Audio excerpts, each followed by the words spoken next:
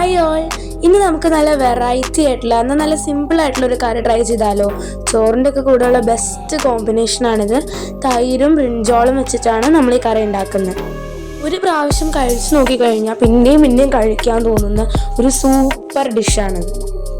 ആദ്യം തന്നെ 170 ഗ്രാം ബ്രിഞ്ചോൾ കനം കുറച്ച് അരിഞ്ഞെടുക്കാം.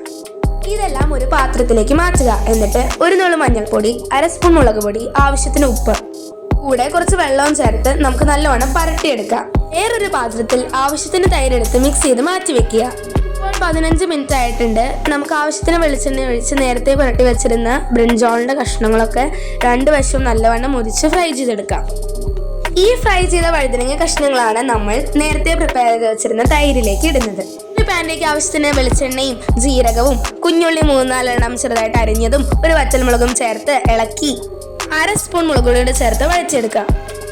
ബ്രിഞ്ചോൾ ഞാൻ 2 സെറ്റായിട്ടാണ് വറുത്തിരുന്നത്. അപ്പോൾ 2 സെറ്റ് ഇട്ടിട്ടുണ്ട് തൈരിലേക്ക്. ഇനി നമ്മളിപ്പോൾ താളിച്ചെടുത്ത സംഭവം ഉണ്ടല്ലോ, കൂട്ട്, അത് നമ്മൾ ഇതിലേക്ക് ഇട്ട് മിക്സ് ചെയ്തെടുക്കുകയാണ്. പിന്നെ ഞാനൊരു 20 മിനിറ്റോളം അത് റെസ്റ്റ് ചെയ്യാൻ വേണ്ടി, കറിമുളക് ഇളക്കി റെസ്റ്റ് ചെയ്യാൻ വേണ്ടി വെച്ചിട്ടാണ് കഴിച്ചത്.